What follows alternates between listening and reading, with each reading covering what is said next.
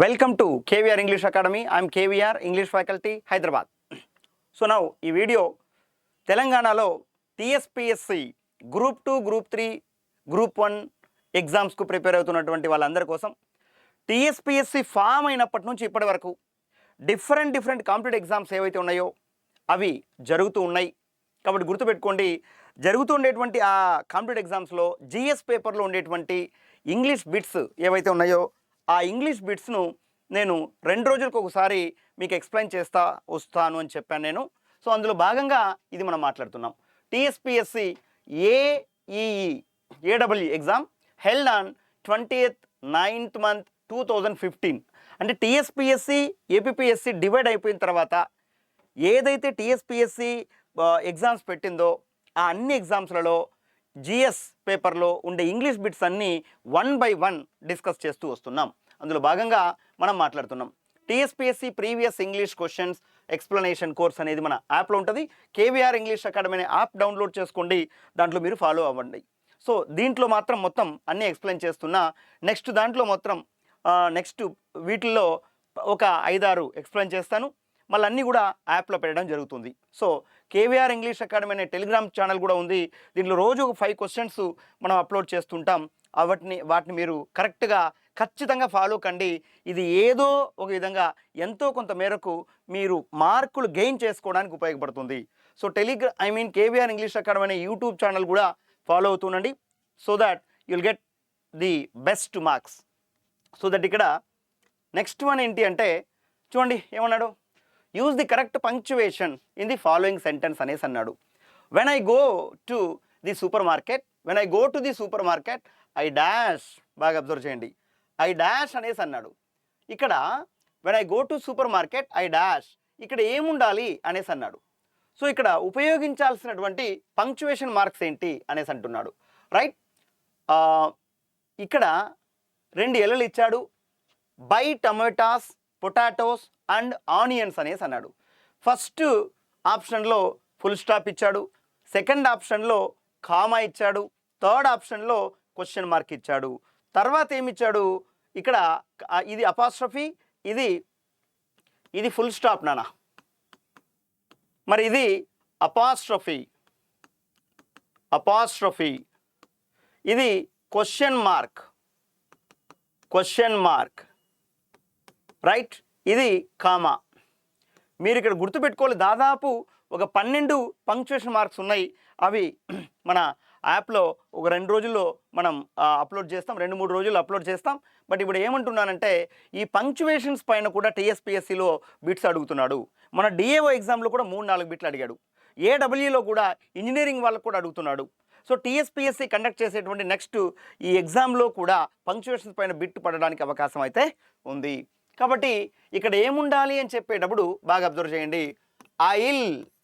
So apostrophe అనేది ఉండాలి కాబట్టి నీకు అప్రాప్రియేట్ ఆన్సర్ ఏంటి అంటే ఇది అపాస్ట్రఫీ, రైట్. చూడు ఐ విల్, అదేవిధంగా ఐ విల్ అపాస్ట్రఫీ ఉంది. ఇక్కడ అపాస్ట్రఫీ అనే మాట ఇక్కడ యూజ్ చేస్తున్నాం. కాంట్ అనే మాట, మేంట్ అనే మాట, చూడు మేంట్ అనే మాట, షాంట్ అనే మాట, ఇలాంటి వాటిల్లో ఓంట్ అనే మాట, ఇలాంటి వాటిల్లో అపాస్ట్రఫీ వస్తూ ఉంటుంది. సో ఇక్కడ అప్రాప్రియేట్ పంక్చువేషన్ మార్క్ ఏంటి అంటే అపాస్ట్రఫీ అనేది వస్తుంది. మీకు ఫుల్ స్టాప్ అనేది తెలుసు, రైట్. ఎక్కడ యూజ్ చేస్తాం, అసరిటివ్ సెంటెన్సెస్ ఎండింగ్లో ఫుల్ స్టాప్ యూజ్ చేస్తాం. అలాగనే ఇంపరేటివ్ సెంటెన్సెస్ ఎండింగ్లో ఫుల్ స్టాప్ యూజ్ చేస్తాం. క్వశ్చన్ మార్క్ ఎక్కడ యూజ్ చేస్తాం, సాధారణంగా 5-6 సందర్భాలు ఉన్నాయి. సో జనరల్గా మీకు అందరికీ తెలిసింది ఏంటంటే క్వశ్చన్స్ చివరన క్వశ్చన్ మార్క్ యూజ్ చేస్తాం అనేది మాత్రమే తెలుసు. ఇంకా ఎక్కడెక్కడ మనం ఇది యూజ్ చేస్తాం అని చెప్పేటువంటి క్రమంలో మన యాప్లో చాలా డీటెయిల్గా క్వశ్చన్ మార్క్ ఎక్కడెక్కడ యూజ్ చేస్తాం అనేది డీటెయిల్గా ఉంది. ఒకసారి టీఎస్పీఎస్సి గ్రూప్ 2, 3 ఇంగ్లీష్ కోర్స్ ఏదైతే ఉందో దాంట్లో పంక్చువేషన్స్ అనే టాపిక్లో ఉంటుంది. You go ahead with that. Comma అనేది కూడా అంతే. కామా దాదాపు ఒక 15-20 సందర్భాల్లో యూజ్ చేస్తూ ఉంటాం. We have discussed in a deep manner there. Next one, ఇక్కడ ఏమన్నాడు, use the correct punctuation in the following sentence అన్నాడు. Oh God dash I have lost my wallet అనేసి అన్నాడు. హో గాడ్ అన్నాడు. ఆశ్చర్యాన్ని వ్యక్తం చేస్తూ చెప్పేటువంటి మాట కాబట్టి ఇక్కడ మనం యూజ్ చేయాల్సినటువంటిది ఏంటి అనేసి అంటే ఎక్స్క్లమేటరీ మార్క్ యూజ్ చేయాలి. ఎక్స్క్లమేటరీ మార్క్ యూజ్ చేయాలి. సో దట్ చాలా జాగ్రత్తగా అబ్జర్వ్ చేయండి. ఎక్స్క్లమేటరీ మార్క్ అనేది కరెక్ట్ వన్ అవుతుంది. క్వశ్చన్ మార్క్ అనేది కాదు, అదేవిధంగా కోలన్ అనేది కాదు, అపాస్ట్రఫీ కాదు, ఎక్స్క్లమేటరీ మార్క్ ఈజ్ రైట్.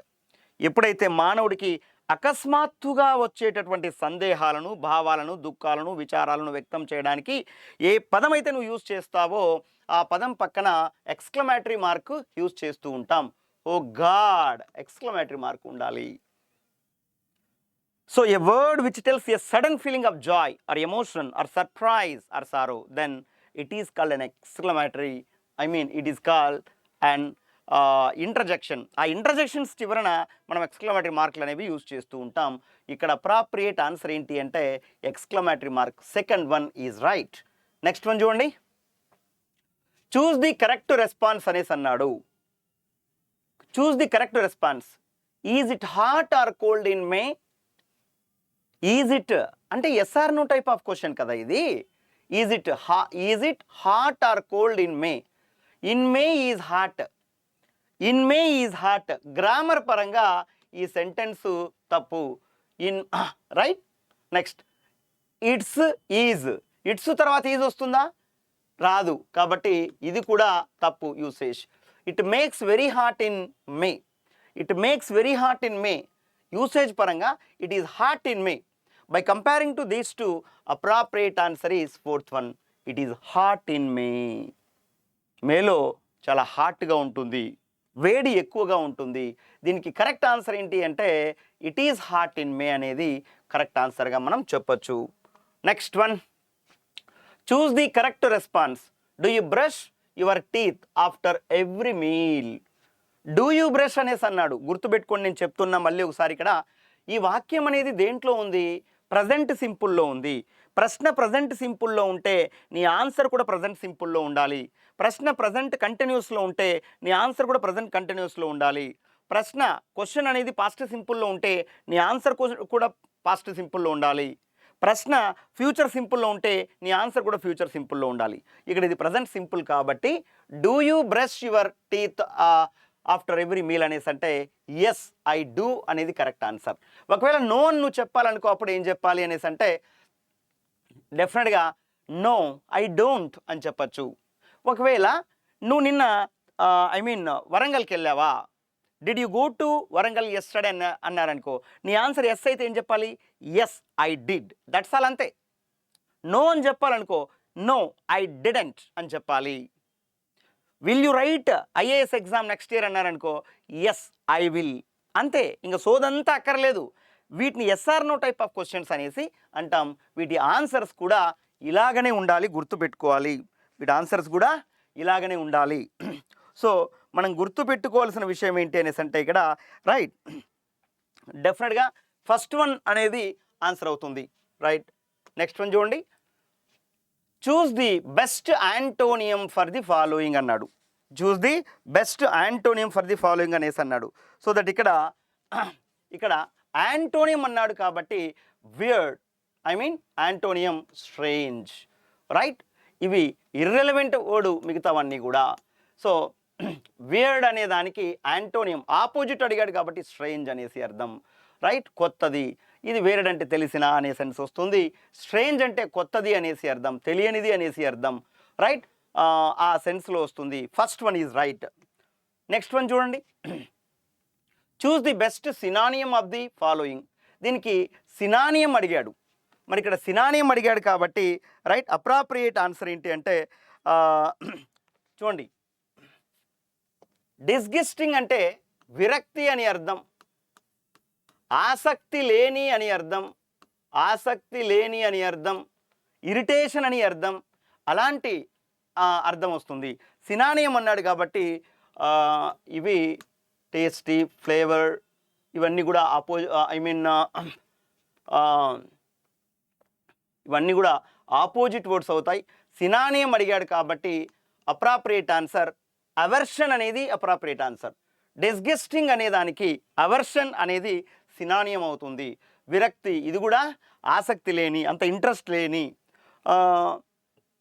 నెగటివిటీతో ఉన్నా అనే సెన్స్లో ఇది వస్తుంది. నెక్స్ట్ వన్ ఏంటి అంటే చూస్ the correct word of the misspelt word. ఇందులో మిస్పెల్ట్ వర్డ్ ఏంటి అనేసి అన్నాడు. మరి ఇక్కడ చూడు, ఎక్విప్మెంట్ అనే దాంట్లో ఎంఈఎన్టీ అనేది ఉండాలి, థర్డ్ వన్లో ఎంఈఎన్టీ లేదు, so that it is wrong. ఎక్విప్మెంట్లో పిఐ ఉంది, so it is wrong. Equipment E Q U I P M E N T equipment. So ఇందులో ఎక్విప్మెంట్ అనే వర్డ్ ఏదైతే ఉందో ఇందులో మనకు అప్రాప్రియేట్ వర్డ్ ఏంటి అనేసి అంటే ప్లీజ్ అబ్జర్వ్, పిఐ అనేది ఉండకూడదు. సో ఇందులో కూడా పిఐ ఉంది. So appropriate answer is equipment. E Q U I P equipment M E N T. Spelling చూడండి, E Q U I P equipment. Third option is appropriate answer. Next one ఒకసారి చూడండి, స్పెల్లింగ్స్ పైన బాగా అడుగుతున్నారు.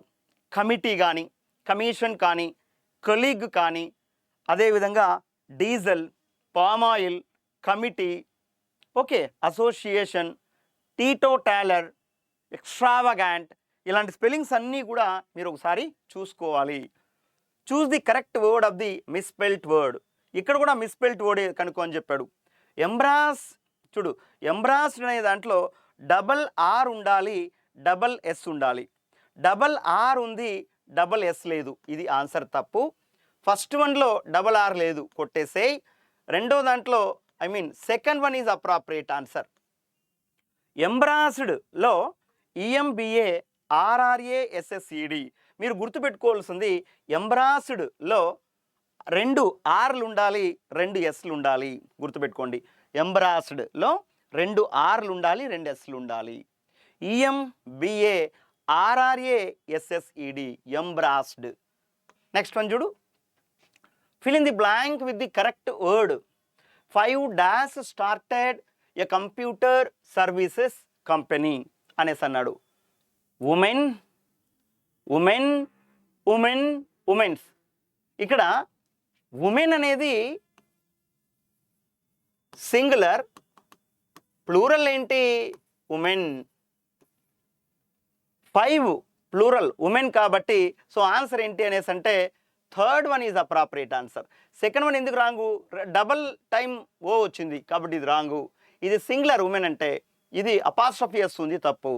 So third one is appropriate answer, WOMEN. 10th one చూడండి ఒకసారి. Fill in the blank with the correct word. How many dash study English as a second language. How many తర్వాత plural రావాలి మనకు. సో హౌ మెనీ పర్సన్ కాదు, ఒకవేళ వస్తే persons రావాలి. So it is wrong usage. చూడు, హౌ మెనీ తర్వాత వచ్చేటటువంటి వర్డ్ ప్లూరల్ ఉండాలి ఇక్కడ. మరి ఇక్కడ ప్లూరల్ ఉండాలి అంటే second option is appropriate answer. Peoples కాదు, పర్సన్స్ కాదు. How many people, how many donkeys, how many children, how many students, how many employees. How many employee కాదు కాబట్టి హౌ మెనీ తర్వాత వచ్చేటువంటి word it should be plural. Plural related ఏముంది ఇక్కడ? డెఫినెట్గా people అనే వర్డ్ ప్లూరల్ అవుతుంది, right? Next 11. Choose the correct word from the following.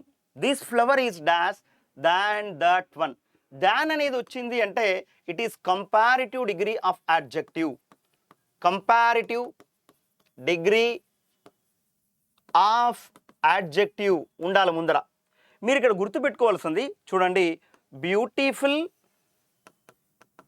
Beautiful, more beautiful, most beautiful. ఇక్కడ నేను ఏమంటున్నానంటే beautiful, more beautiful, most beautiful. ఇక్కడ బ్యూటిఫుల్ ముందర యాజ్ వస్తుంది లేదా సో యాజ్ వస్తుంది. మోర్ బ్యూటిఫుల్ తర్వాత దాన్ అనేది ఉండాలి. మోస్ట్ ముందర ది ఉండాలి. సో వాడు ఇచ్చింది ఏంటి అంటే దాన్ అనే మాట ఇక్కడ ఇచ్చాడు అంటే 100% ఇక్కడ సిడి ఆఫ్ అడ్జెక్టివ్ ఉండాలి. ఏముండాలి? కంపారిటివ్ డిగ్రీ ఆఫ్ అడ్జెక్టివ్ ఉండాలి. మరి కంపారిటివ్ డిగ్రీ ఆఫ్ అడ్జెక్టివ్ ఏంటి?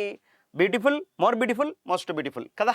ఇచ్చిన వర్డ్ ఏంటి అంటే, ఇచ్చిన యాడ్జెక్టివ్ ఏంటి అంటే బ్యూటిఫుల్. సో కాబట్టి more beautiful, most beautiful. So more beautiful అనేది ఆన్సర్ అవుతుంది. మోర్ బ్యూటిఫుల్ అనేది ఆన్సర్ అవుతుంది. More beautiful than that one అన్నాడు. సెకండ్, థర్డ్, ఫోర్త్ ఆప్షన్స్ అనేవి రాంగ్ అవుతాయి. Next, choose the correct word from the following అన్నాడు. We had a dash time in Hyderabad. We had greatly time కాదు, right, grand time, gracious time, great time అనేసి ఇచ్చాడు. So great time అనేసి ఇచ్చాడు. So బాగా observe చేయండి. Greatly time inappropriate word, grand time, gracious time, great time. We had a great time in Hyderabad. మంచి సమయం మాకు ఉన్నింది హైదరాబాద్లో ఉన్నప్పుడు. గ్రేట్ టైం అనేసి అంటాం, గ్రేసియస్ టైం కాదు. Next, which word denotes the place of living అంటే ఇది one word substitution. One word substitutions ఇచ్చాడు. మనం ఎక్కడైతే నివసిస్తామో ఆ ప్లేస్ని ఏమంటామంటే అకామిడేషన్ అనేసి అంటాం. అకామిడేషన్లో కూడా 2 సీలు ఉండాలి, 2 ఎంలు ఉండాలి. అకామోడేషన్, డిఏటిఐఓఎన్, డేషన్, డిఏటిఐఓఎన్, 2 సీలు. So third one is appropriate answer. Accommodation, A C C O, M M O, D A T I O N. Next, which word is used for pens, papers, envelopes etcetera. So ఇది చాలా ఇంట్రెస్టింగ్గా ఉండేటటువంటి బిట్ ఇది, రైట్. చాలా ఇంట్రెస్టింగ్గా ఉండేటువంటి బిట్టు. ఇక్కడ చూడండి, which word is used for pens, papers, envelopes etcetera అనేసి అన్నాడు. Stationery, right, stationery. కానీ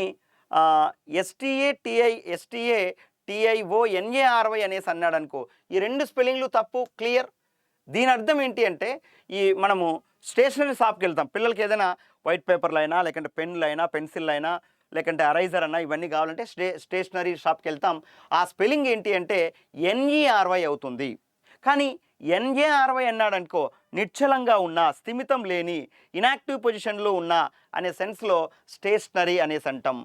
ఫిక్స్డ్ పొజిషన్లో ఉన్నా అంటే కదలలేని అనే సెన్స్లో ఇది స్టేషనరీ అనే మాట మాట్లాడతాం. ఈ రెండిటికి కన్ఫ్యూజ్ కాకుండా అబ్జర్వ్ చేయండి, రైట్. నెక్స్ట్ వన్ చూడండి, the table where is known as, right. The table where is known as అనేసి అన్నాడు. ఇక్కడ కూడా అంతే, the table where is known as అనేసి అన్నాడు. సో క్రోకరీ అనేసి అంటాం దీనికి ఆన్సర్. ఇవన్నీ కూడా wrong answer. Crockery. So the table where is known as. Next, so 15 bits ఉన్నాయి ఇక్కడ. సో మీరు గుర్తుపెట్టుకోవాల్సింది, మనకు KVR ఇంగ్లీష్ అకాడమీ అనే యాప్, KVR ఇంగ్లీష్ అకాడమీ అనే యాప్ డౌన్లోడ్ చేసుకోండి. అదేవిధంగా మీకున్నటువంటి అన్ని కాంపిటేటివ్ ఎగ్జామ్స్, ఇంగ్లీష్ పరంగా ఉండేటువంటి అన్ని ఎగ్జామ్స్లలో వీటికి సంబంధించి మనం ఏవైతే ఇప్పుడు మాట్లాడుతున్నామో డెఫినెట్గా వీటికి సంబంధించి ప్రతి బిట్టు కూడా, ఏ బిట్టు మీకు మిస్ కాకుండా 20కి 20 వచ్చే విధంగా నేను చెప్తుంటా. 2-3 రోజులకు ఒకసారి అప్లోడ్ చేస్తూ ఉంటాం. సో ఈ ప్రీవియస్ పేపర్లో ఉండే బిట్స్ అన్నీ కూడా ఎక్స్ప్లెనేషన్ ఇస్తూ ఉంటాం. Please share your friends who are preparing for group 2 and group 3, right. ఇంకా మీకు ఏదైనా డౌట్స్ ఉంటే మన యాప్ KVR ఇంగ్లీష్ అకాడమీ అనే యాప్ ఉంటుంది, డౌన్లోడ్ చేసుకోండి. డౌన్లోడ్ చేసుకొని గ్రూప్ 2, గ్రూప్ 3 ఇంగ్లీష్ కోర్స్ ఏదైతే ఉంటుందో, ది బెస్ట్ అల్టిమేట్ కోర్స్ ఉంటుంది. You go ahead with that, right. Thank you all of you. Thank you.